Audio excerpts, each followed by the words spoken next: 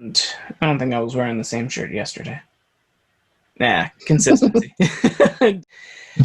This? No, I'm good. And no one's really paying attention. No, it's not that big a deal. I do want to have like a random little snail chiming in here and there when I go back to not having a background, but yeah. Word. That'll be a little hints and fun. I'm trying to get my action. All this, get a real setup instead of just sitting on the floor in front of my TV. Yeah, we all need that sometimes. But yeah, we're not that big, so not a big deal. Yeah. We got time. Yeah, more listening than watching, so at least we're giving the effort, and anyone that has like YouTube Premium or something, they can actually just listen to it. Yeah, I'm pretty sure. I've got several Gmail accounts. Mm-hmm. I'm pretty sure I subscribe to the channel on my work computer. Like, I think that's the email I used. Okay. Because a couple of days ago, I went to YouTube to watch one of I have like a couple like news things I watch. Mm-hmm. I put them on, and then I change the tab. And I loaded up, and I'm like, oh, it's me. It's my face. Yep. I was not ready.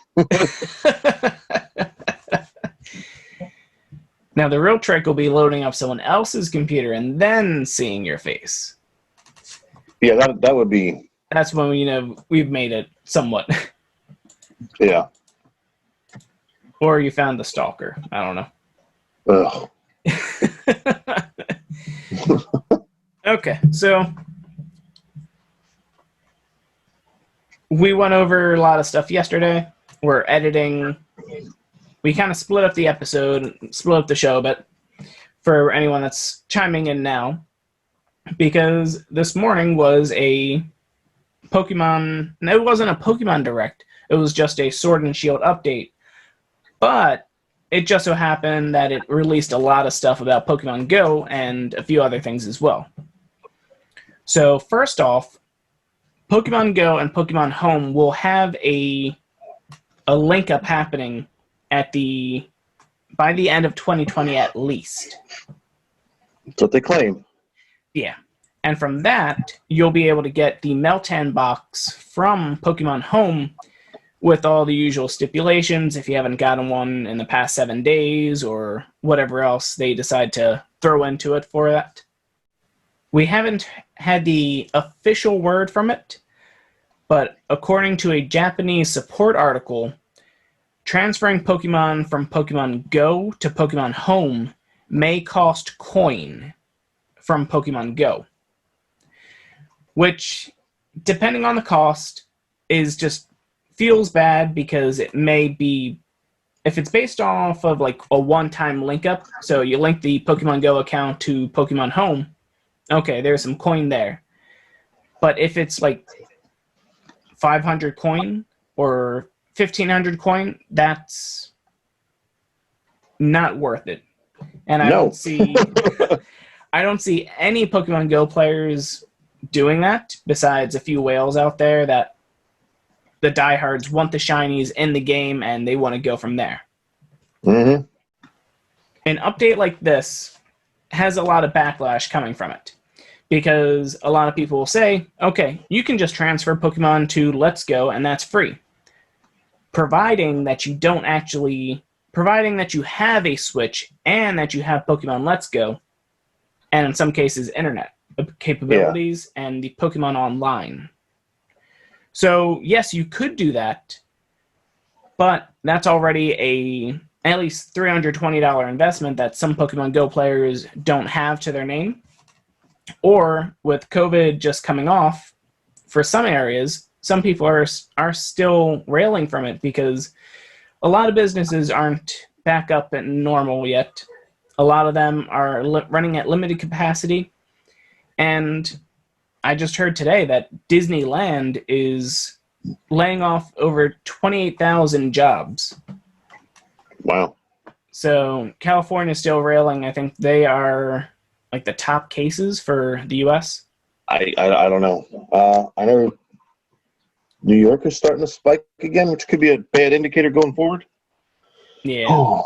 Well, they already announced that the ball drop was by Trump. I'm kidding. The ball drop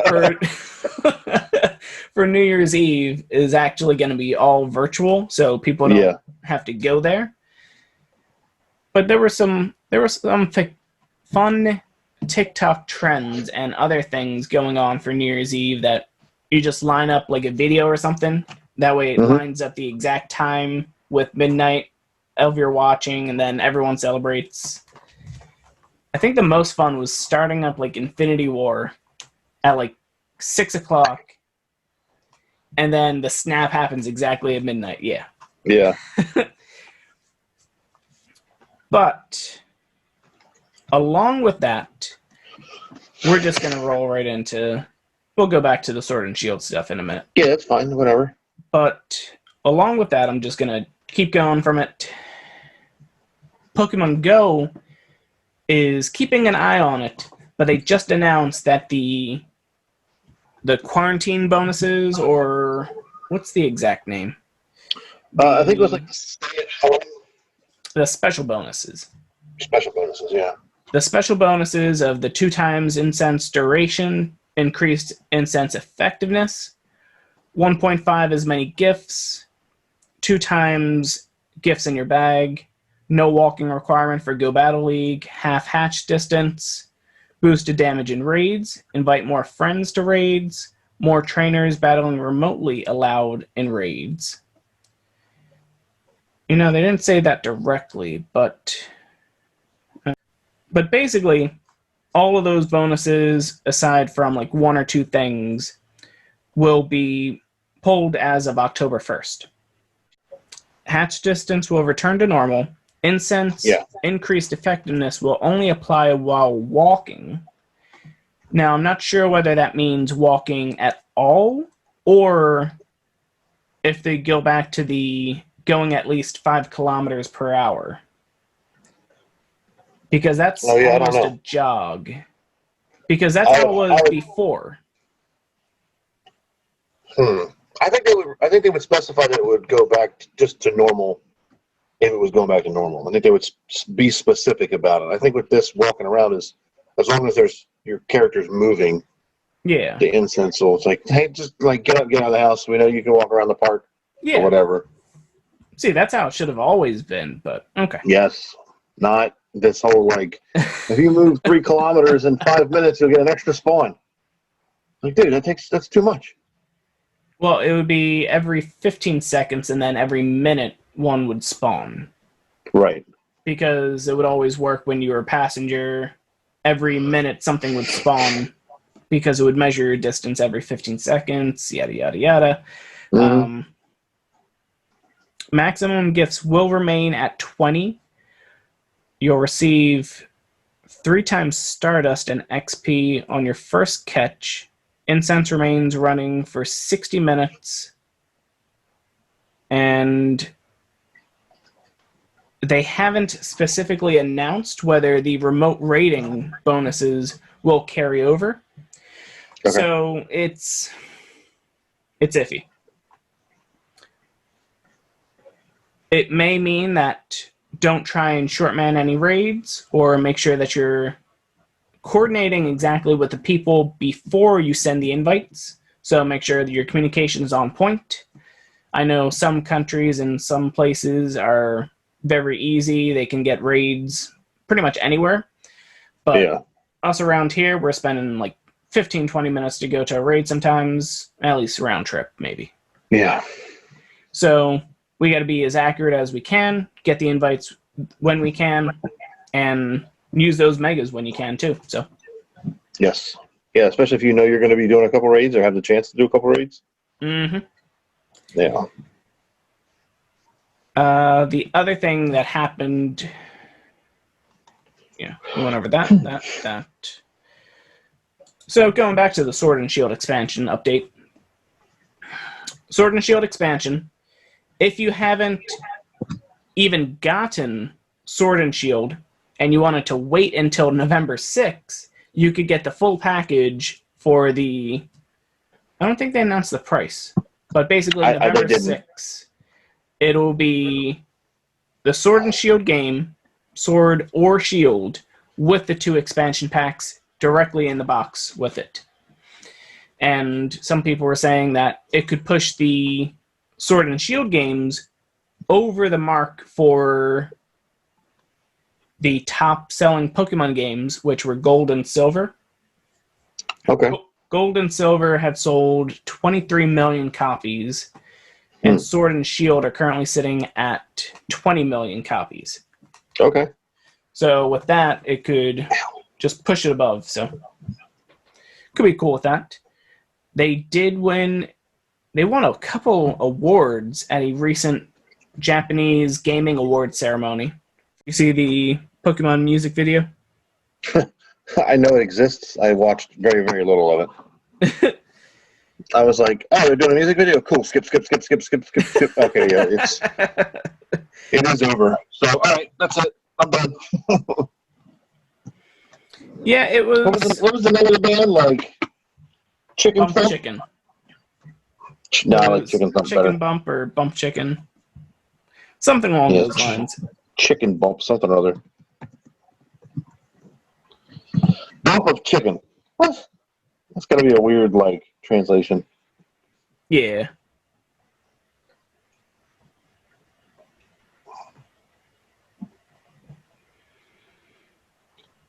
Okay, they were the winners of the Japan Game Awards. 2 awards. Why don't you give me the names, jerks?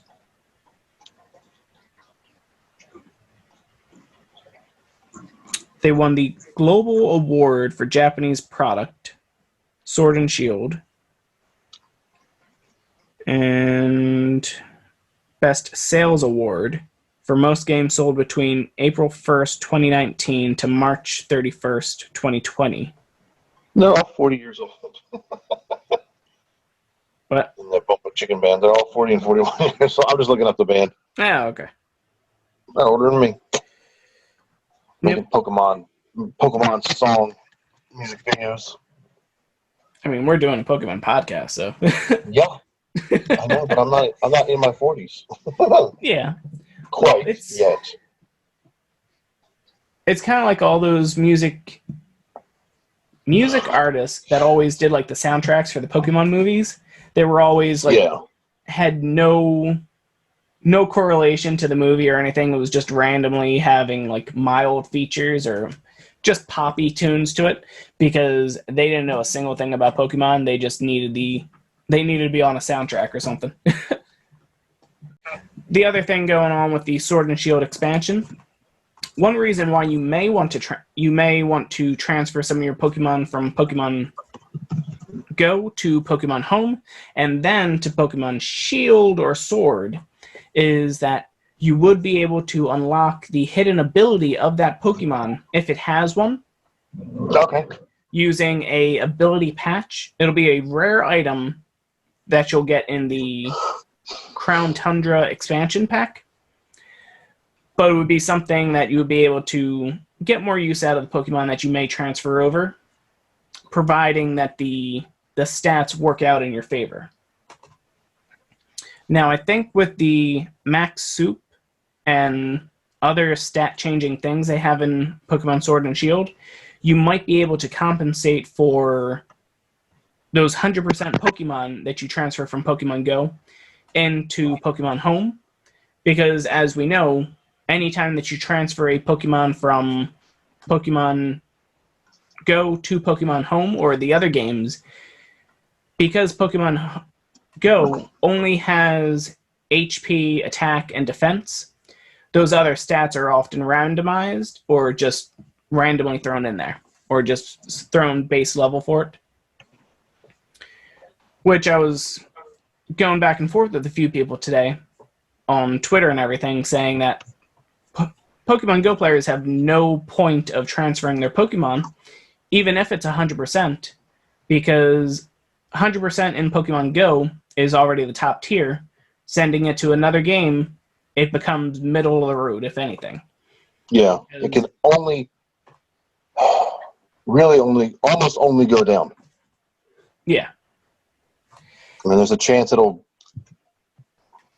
max out the other 3 stats, but Yeah. that's like catching back-to-back hundos in Pokemon Go.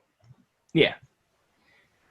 Yeah, so it's really best used on shinies, or if it costs you coin, it's not going to be worth it to send your extras in there. Just send them to the professor, or find a friend in Let's Go. Find a friend with Let's Go and do it that way. Yeah, because I assume that's still free. They're not going to add a coin cost to transfer it to Let's Go. I would hope not. They might. No, yeah, I don't think that, because it would be on the end of the Pokemon Go game, and they add the coin cost too. So they would just be they might add it just to transfer out of Go. I don't know. That worries me. well, like we were saying before, I can't remember if I already brought it up or not, but when you can transfer from Pokemon Go to Pokemon Let's Go, that remotely means that, okay, you already gave the Pokemon Company and Nintendo upwards of $300 for that game system, the connection to the internet, well, maybe not that, but yeah, the game of Let's Go, and there might be like another cost or two if you upgrade the Pokemon Home to the subscription base. So in a way, they get their money through another means whenever someone connects and transfers through Let's Go. Mm-hmm. But for Pokemon Go to Pokemon Home directly, that could just be two free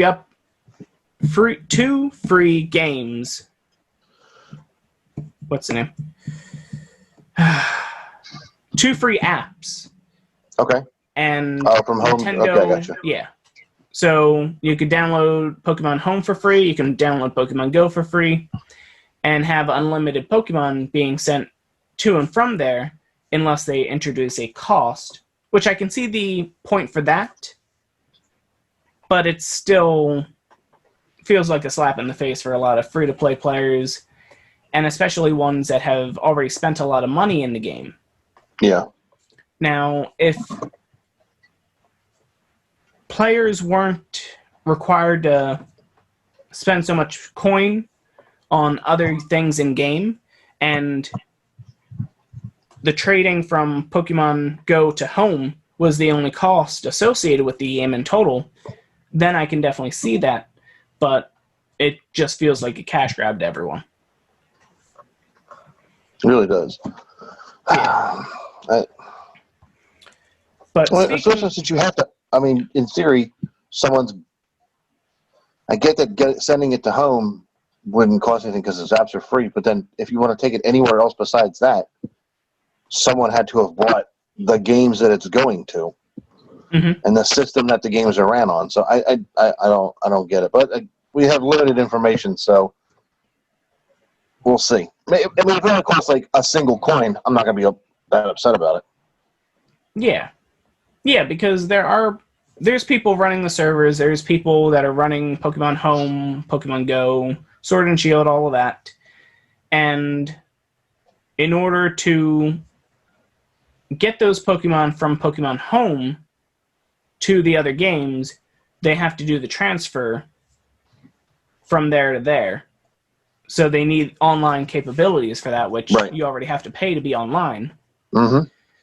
But they may be looking towards getting more money throughout the whole process, not just a one-time drop and stop, because quite often people will just cancel the subscription once they send everything from one game to the other. Going back over the expansion news, they introduced a Dynamax Adventure feature, which is a really nice thing that obviously I'm thinking about Pokemon Go because that's a lot of what we do. It would be a cool way if they could. It has the feeling of the way that they could have done like Route Maker in Pokemon Go. Yes. Where you visit each point and then complete certain objectives there. But obviously Nintendo's going to knock it out of the park with that because they don't have to worry about things getting pushed back for COVID to an extent. Granted, yeah, there were probably some development snafus that got in the way. Yeah. But the Dynamax Adventure seems like it hits a lot of points, and it even accounts for some inexperienced players that may just be showing up to the Dynamax Adventure because it's the new thing. They don't know what to bring, they don't know what they could have, and they may not have things leveled up as far. Although, if they're getting the expansion and already in the Crown Tundra, that should imply that they have at least beat the game, which means they should at least have a good round of things. But then again, you could just Dynamax things and just steamroll everything with your starter, so... True. Although there were a few tricky ones here and there. You guys can see us fail if we decide to start streaming it, so stay tuned. Yeah, I definitely want to get back into streaming. Yeah, for sure. I got to figure out how to get all of these windows and everything into Streamlabs. That way we can just talk and play, and that can be the podcast at times. Word, I'm fine with that.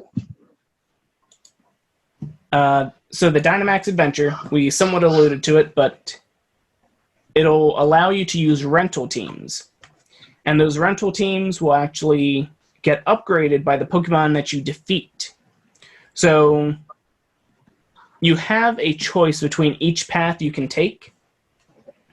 So if you know at the end of this route, oh, you know what? It may be for type effectiveness. So you figure that, okay, you already have a fire, water, and grass on your team. You see the fairy, poison, and steel lineups coming up.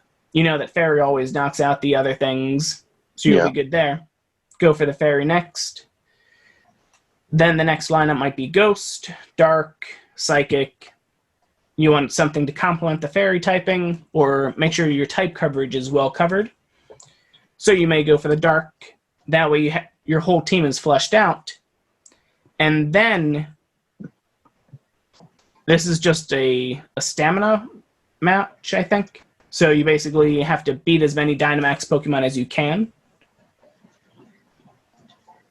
But you were saying that some of them heal, you heard, right? Yeah, I think I'm pretty sure damage rolls over from match to match, and that you gather more Pokemon as you play through. I think like if you in the gameplay they showed a Clefairy. You would beat that Clefairy, and then you would get it as a pull of your quote-unquote rental Pokemon. So then you can kind of like flesh your team out as you're going through. Like you were saying, like, oh, I need to get a dark just to get good coverage on this and that. I've already got the fairy, whatever it may be. Mm-hmm. Yeah, you can and also then do that. It looked like on the map, depending on which like branches you took, you might encounter an NPC that maybe heals you or gives you an item or some stuff on the ground that maybe you can gather up. Because there's got to be, you're not going to keep the rental Pokemon, clearly. So there has to be a reward beyond just, I went this far. So, like, maybe there's stuff you can collect along the way. Maybe that's how you get some of these, like, 17 new items they talked about in the game True. that are coming through, like the ability patch, yeah. The ability patch, yeah. Okay. So, yeah, it seems really cool. Another thing that you might be able to do is if your poison type Pokemon is getting knocked out or it's almost knocked out and you don't see a healing type coming up soon, you could always just attack another poison.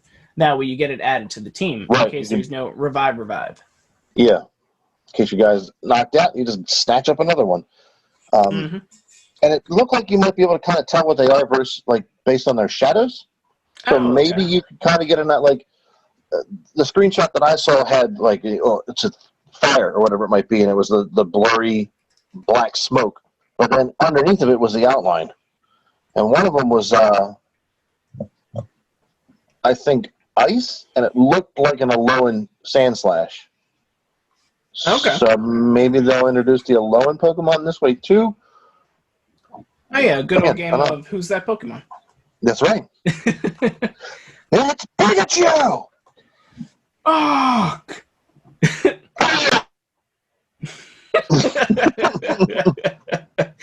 I assume that works on your end. I don't know. I muted myself, but in the recording, it might just be me screaming the F word. I don't know. We'll find out. Yeah, no, the mute does mute it, so yeah, you're good. Okay, good. That or I just do some quick clicks and then edit out like a half second or something. There you go. Yeah, it varies. I just don't want to give us the explicit rating unless we're talking about something else. So Yeah. there are some times that I feel like, yeah, it's explicit. No children should be listening,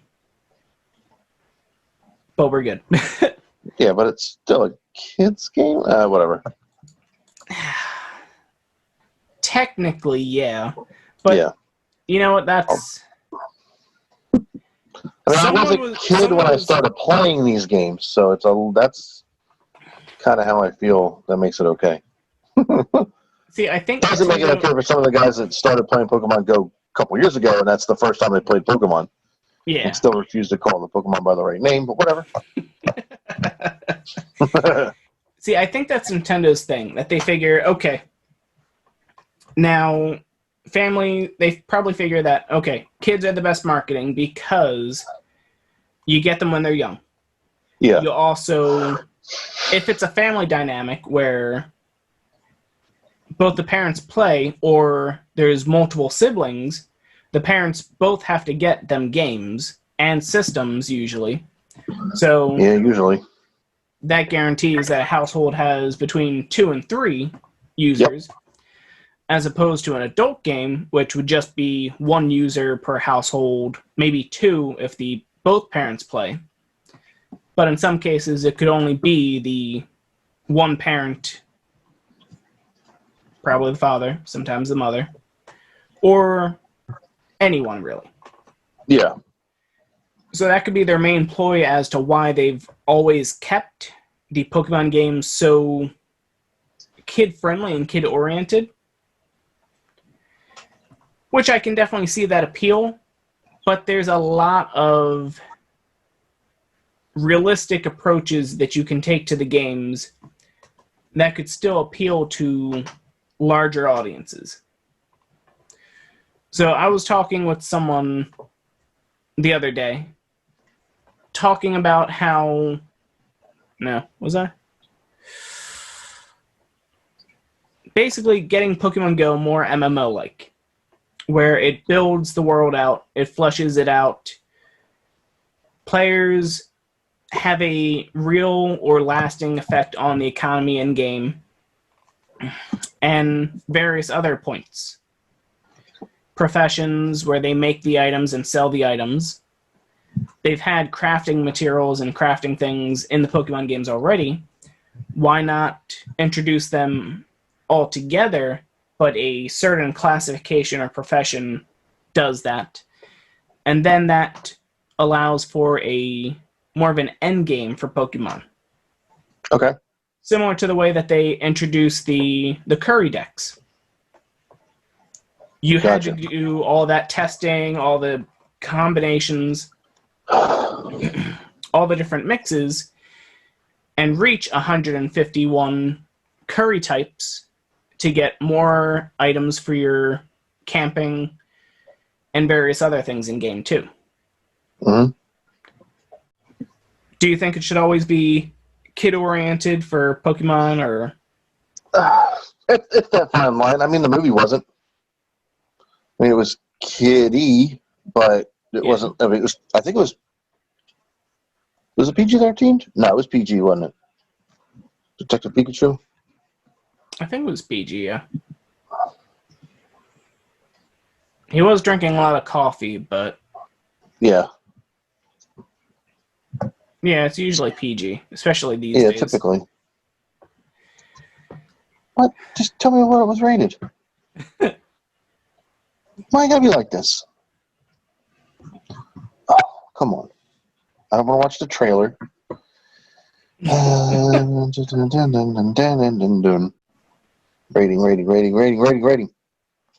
Oh, come on. PG rating. Jeez, I had to search for it on the...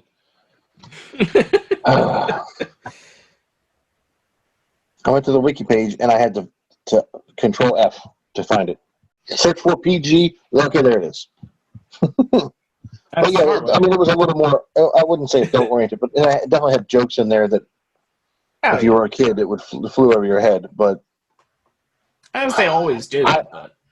I don't think you could ever really do a full-on adult-oriented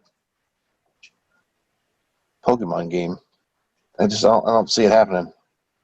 Especially because, like, if you want to ramp up the violence, you're just making it more obvious that it's dogfighting. Yes, but they kind of already made it similar. They got pretty close with Sword and Shield because they added Pokejobs. So ways to... The main thing that they're missing out is home building. I could get behind some home building. Home building, community building, economy, and relationships. But just like we were saying for Pokemon Go, professions of sorts. So you could be the ones that are running the daycare. Right. Well, you could be the nurse. Ooh, Nurse Joy. Yeah. Or the Pokemon babysitter. Doctor, yeah. The Pokemart sellers. Yeah. The ones that are making the Pokeballs. Pokeballers. Yeah, there we go. Hello. Yeah, there's a few ways they can do it, but it comes down to whether they want to make the game as complex as other games are. Yeah. You might be able to get away with it in offshoot games, but I don't think you could do it in the main games. I think the main games are going to stick to this same formula. Kid in a small town, big adventure, ramp up difficulties as you go, collecting. I might introduce like little bits and pieces that are different each game, but the base storyline, the base story, and the base gameplay is pretty much the same. Yeah.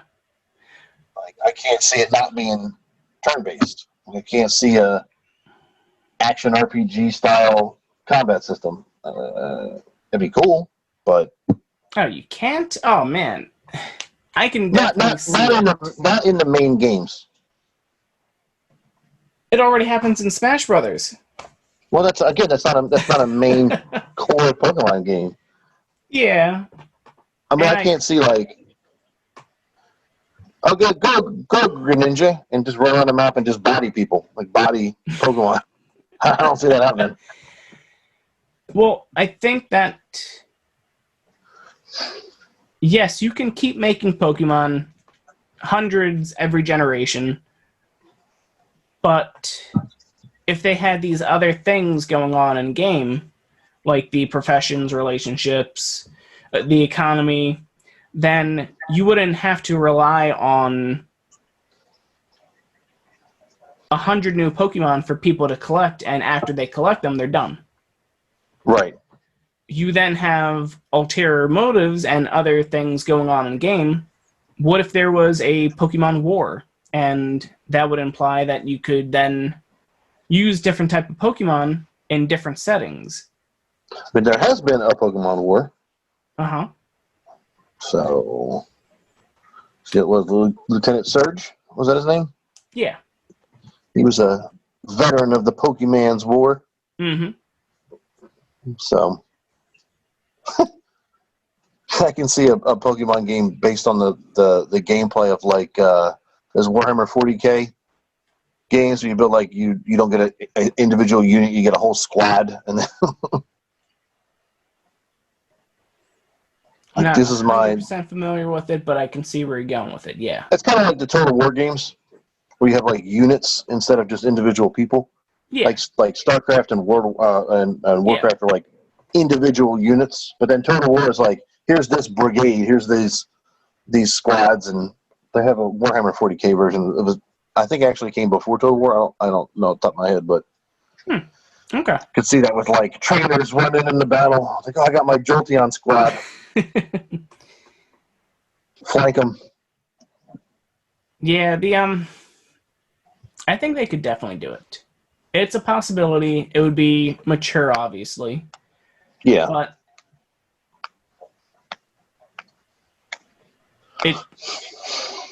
it's kind of why they're probably doing a last-ditch effort with the Pokemon Unite. So that Pokemon Unite is is a way to change it up, yet still keep it limited system. Yes. And that might be their trial for real-time attacking. Because in a way, that is real-time attacking and a way that you could flesh out other games to be that way. Mm-hmm.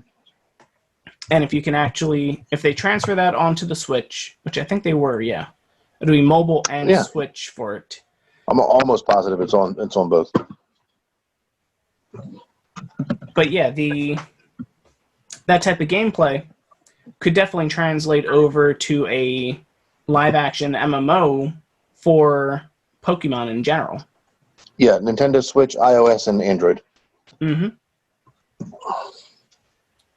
Which is a little bit of crossplay, which I like crossplay. Mm-hmm. I am excited. So yeah, I'm going to be playing the crap out of that one. I don't know. I'll probably fiddle with it. I think it's free. Wasn't it free? Yeah, usually those games are free, but there's always the upsells and add-ons. Microtransactions. Yeah. Which my favorite. Those games have their thing for it because you can do all the different little outfits and everything. And you get that uniqueness that tends to thrive in Pokemon Go. Or thrive in the other MOBAs and stuff. We skipped over the biggest piece of news. I cannot believe we didn't even talk about this before we started recording. Yo, we're getting another Pikachu with a hat. Several Pikachus with a hat. Well, technically, Pokemon Go isn't. The main series is. I gotta catch them all the hats. Yeah. Apparently it'll be TV spots for Japan and such. So you'll have to tune in during a certain time frame. So after it goes live there, they'll tweet it out or they'll release it some way. But I think it's Mystery Gift, isn't it? I believe so. I know the first code is P1KACHUGET. Pikachu. Yep. And apparently they also know Volt Tackle. And that's the only way for Pikachus of those sorts to get Volt Tackle. Because I think it's an exclusive move. I think we'll basically... As I say, I don't care about the Pikachus with hats. Yeah. It drives me crazy. I'm so over it. Well, I appreciate the way that you can flex with the different hats, but it's overkill. It is. Half my friggin' storage is Pikachu with different hats on. I like that they've started expanding it out to different Pokemon finally, but... Oh, man. Yeah, at least now you can mass transfer if you need. Yeah. So I think before GoFest, I went through and deleted like 100 out of 350 I had. So yeah, I need to go through them, but it's such it just gets more and more daunting every event almost, that I keep looking at it going, oh no, I need to be able to sit down for a while with a notepad and go through and figure out what my best IV ones are. yeah. So I just when I'm going through and cleaning out my storage, I just skip over Pikachu and Raichu all together. I'm like, I'll deal with them later. Yeah. Well, what I was doing was I would type in costume, then Pikachu, and then sort it by recent. So I would do it based off of the date. Okay. And then I would go through them through there. Yeah. Yeah, well, some of the hats have been back multiple times, so the Christmas Pikachu's been back at least twice. Yeah. So It has, I don't know. but that's why I do it by recent, so you know what chunks. The ones that I've Gotcha. had since 2016, those ones will stay a bit, and then afterwards I get rid of the other ones. Gotcha.